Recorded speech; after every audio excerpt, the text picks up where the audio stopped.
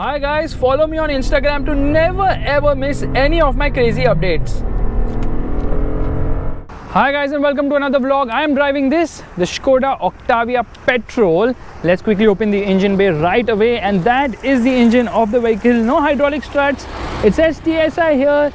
Motor is a bit vocal here, but it's shockingly silent on the inside. Even though they have not put any sort of insulation here, this car is absolutely timeless in terms of design.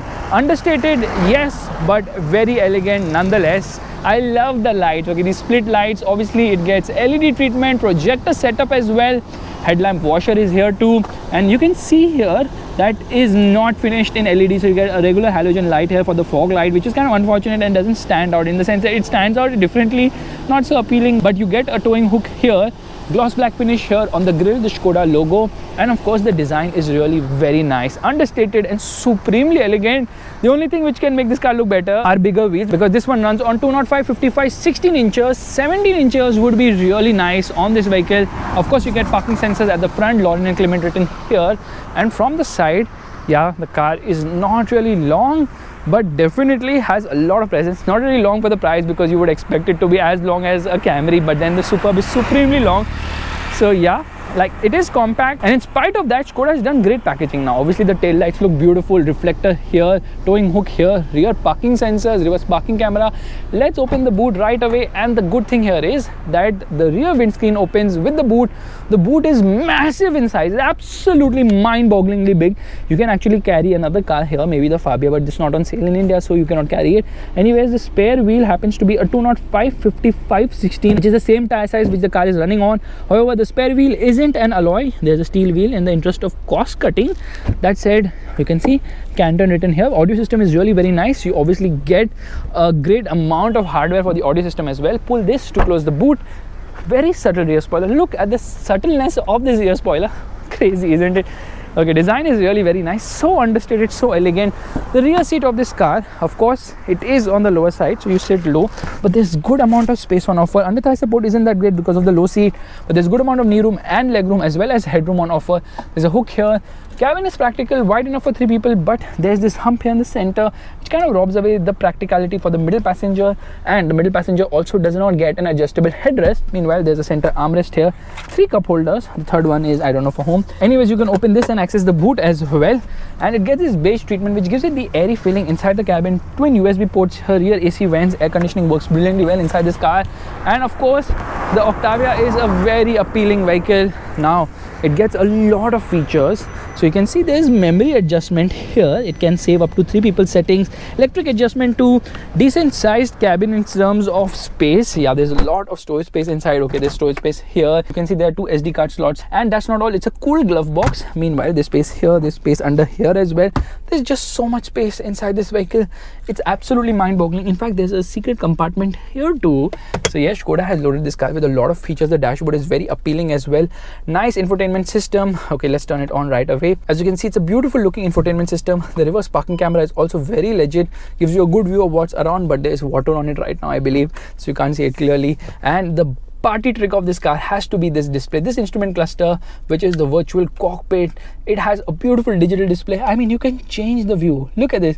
You can decide how you want the instrument cluster to look, and that's not all, you know, you can actually go inside here. So you get into car and you get into vehicle. Here you can decide how you want the view to be. There are multiple views here as well, so that's certainly a very nice thing. Now the Canton audio system, which I was talking about, has great audio quality. Let's play an audio right away.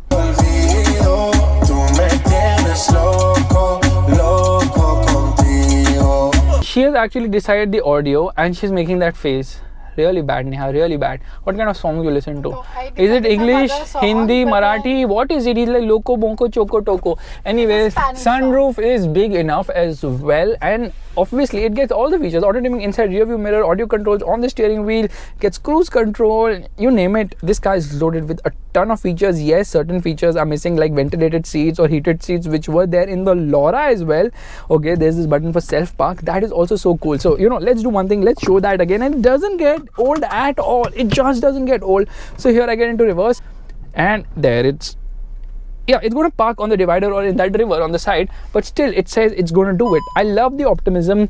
As you can see, car is brilliant, but you know what, the headlights are so freaking awesome. And it obviously gets dual blade wipers as well. Wipers work really well. You can see so much spray, and when I'm pressing this, you can see the headlight washers are also working. Let's do one thing, let's use the headlight washers once again, which means that I have to reset this because okay, you can see the car, it's like telling me the fog light is on, it's spinning, and everything is so freaking cool inside this vehicle. It just gives you a very premium feel. Okay, here we unlock the door, getting inside the car. Apparently that's what the car needs to know. Turning on the car, which means pressing the start stop button, which I hunt for over this place, but it's actually here, which is like an afterthought, of course. And then there the car comes to life. So it says, please switch off rear fog light. I will do it, yeah, I will do it, relax. Okay, let's quickly show you the headlight washers. Neha, just pull this thing. Okay, here we go. Headlight washers demoed right away. Yeah, that is so satisfying, you know, just look at it. Oh my god, it's space all over the camera. Let's get driving right away. All right, we are all set to go, which means turning off the air conditioning, turning off the traction control as well, getting into drive, getting into sport, traction control off, changing the cluster's view to something more adventurous. Well, I love this one actually, to be honest. And we are in sport right now. Traction is off, left foot on the brake, right foot on the accelerator, revving the motor, does not rev at all, and off we go.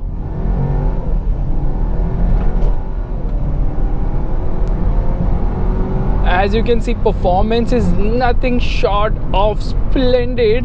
Okay, this is the 1.8 liter TSI. It's a direct injection along with turbocharging, produces, hold your breath, 180 horsepower, while torque output is 250 Newton meters, which is identical to the 1.4 TSI, but that one is 30 horsepower lower and 150 horsepower. However, the big difference is that you can get the 1.8 only with an automatic, a 7-speed DSG. Meanwhile, you can get the 1.4 with only a 6-speed manual gearbox. Power is of course channeled to the front wheels, but this engine is absolutely mind-boggling. It is so mind-boggling, it is so mind-boggling that it goes from 0 to 100 kilometers per hour in just 8 seconds. That's blisteringly quick. And that's not all. Refinement levels are super stellar. Okay, you can barely hear the motor, and when you can actually hear it is once you get past the mid-range, but it makes a very sporty snarl. That is the level of refinement on offer. That is the level of thrust on offer. There's no lag as such in spite of turbocharging, because it just goes. It is linear throughout with a nice fist punch in the mid-range and an absolute knockout in the top end, because it really shines at the red line. The only gripe here is the DSG gearbox, which actually does things when you get going initially, because there's that lag which has been dialed in to prevent damage to the gearbox, I believe. That's the reason why the gearbox takes some time to respond. It doesn't really let you rev either. That is the only gripe I have with the low end. Otherwise, the low end is also pretty nice, and the overall performance of this car is splendid. Absolutely sensational.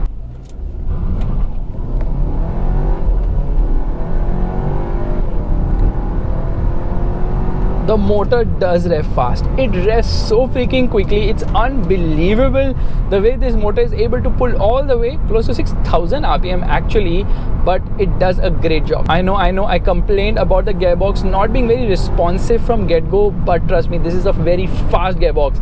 This 7-speed DSG is mind-boggling with shifts. It's almost always ready to give you an upshift or a downshift. That's the level of speed with which it operates. And you want to take manual control of things, no problem. Slot the lever here on the left and there. Okay, immediate response. The response is immediate, and the pull is also so satisfying indeed. I love the way this gearbox responds. It's stunning beyond measure. Meanwhile, rather, you get it into normal driving mode, automatic mode, but you can use the steering mounted paddles as well to initiate a downshift, and there it revs to 6,500 RPM. In fact, right now when I get into manual mode, I realize that it does not hold on to a gear. It will upshift, which is kind of unfortunate because it should give you complete manual control of things. That is the performance from the gearbox. Absolutely quick and silent as well as refined as well. I think refined and silent are probably the same things. However, you know, what is the difference between the 1.8 TSI compared to the 2-liter diesel and the 1.4 liter TSI is the rear suspension. This one gets a multi-link independent rear suspension, which is just so much more composed, offers better control at higher speeds, and is more silent as well. Yeah, this should have been offered in the diesel as well. Okay, you can skip it in the 1.4 TSI, but the diesel definitely should have had it. And this suspension is very nicely toned. In fact, the balance between ride and handling is sensational. Why? Because it just has the right balance. Whether you're on a bad road or on a good road, it just does a great job. You know, this car does not need traction control because the gearbox will give you traction control.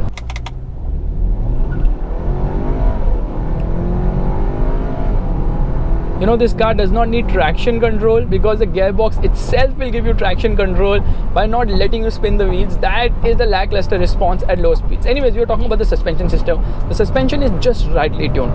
Not soft that it will be bouncy, not stiff that it will be uncomfortable, right in between. So they've done a great job. In fact, Skoda has actually softened the suspension further. Look at that, the way it holds the revs. So they've softened the suspension on the facelifted model to make it more compliant still, and ride quality is brilliant indeed. Only thing is it has some vertical movement at higher speeds, but it's quite a lot in control. Ground clearance is 155 mm, which is more than enough than you would ever need because it doesn't scrape over bad speed breakers. So yes, they've got the practical aspect also sorted out with the Octavia.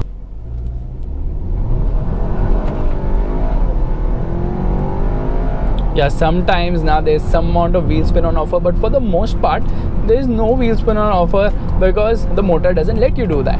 Anyways, I was telling you about the ride quality. Ride quality is pretty good indeed, and even the handling characteristics is brilliant. This car weighs under 1400 kgs. It feels light. The steering is light at low speeds, weighs up nicely at high speeds, but it's not really feel and feedback rich as such because it feels a bit vague somehow at certain speeds. But for the most part, I would say the steering is good. Once you get used to it, you will absolutely love piloting this car through the corners because it really shines there as well. Good amount of grip on offer, and definitely body roll is very well contained. Body movement is very predictable too. So certainly a very fun car to drive in that sense. And no matter which engine you pick, whether you pick the 1.4 TSI or the 2-liter diesel or the 1.8 TSI, by the way, I think the TSI 1.8 liter TSI is the pick of the lot because its performance and handling balance is the best by far without a freaking doubt. Fuel economy hovers around 10 to 12 kilometers per liter depending on your driving style, but gets a 50-liter fuel tank as well. So around the corners there is no problem. Ride quality is also good. High speed stability is absolutely brilliant, and it will easily cross 200 kilometers per hour because that is the level of performance and thrust on offer.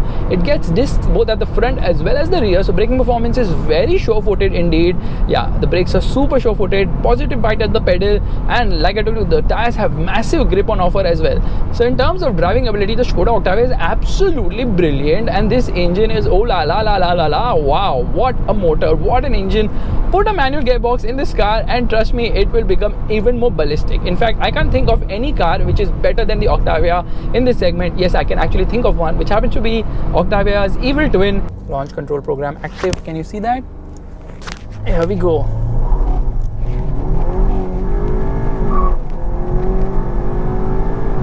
The Octavia RS, that one is even more ballistic, but this one will still plant a smile on your face at any given moment whatsoever. That is the level of performance on offer. Absolutely beautiful. Whoa.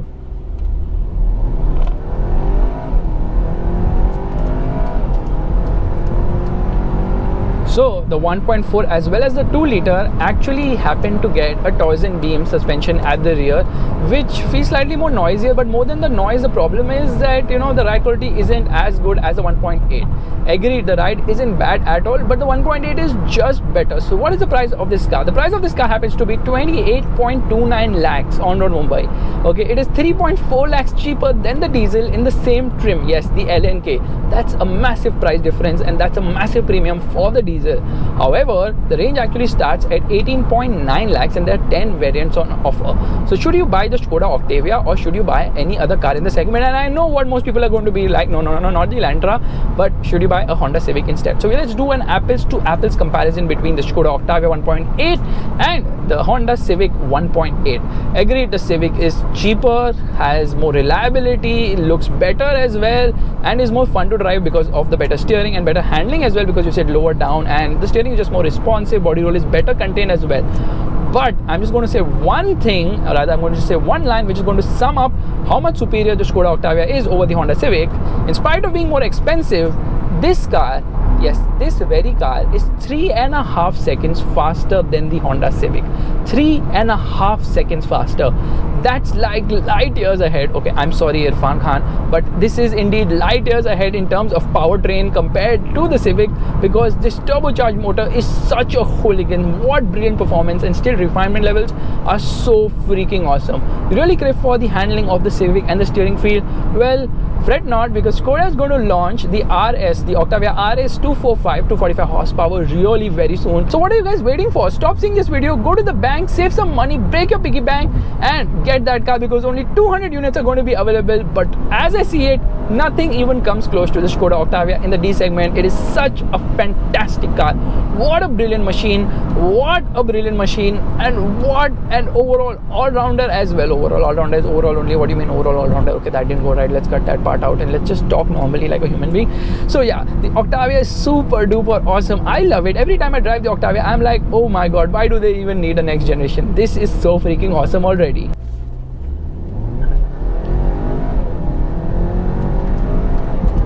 And of course, the limit to modifications is endless as well. You know, it just pulls. There is no flat spot, there is no restriction, there is just unending pull from the motor. That is how brilliant it is. And we're not even talking about the RS. Can you believe the 1.8 TSI itself is such a hooligan? Alright, now this is only available with an automatic. The diesel is the only version, or the only engine which is available both with a manual as well as an automatic transmission. But if I had to choose one variant, I would close my eyes and just say get the RS. Meanwhile, we have an ex-Skoda customer right next to us. Neha, what do you feel about the Skoda Octavia 1.8 TSI? You like it? Stability is very good. Stability, yeah, supremely stable. I mean, that multi-link independent rear suspension offers such great balance. The tires are so grippy as well. What for telling no Skoda? I told you to get the Octavia. I told you to get the Octavia. Eyes closed.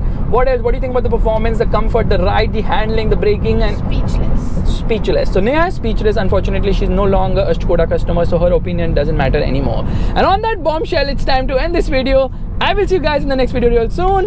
Downshift and disappear. What an engine! I need this engine in every car I drive. Bye bye.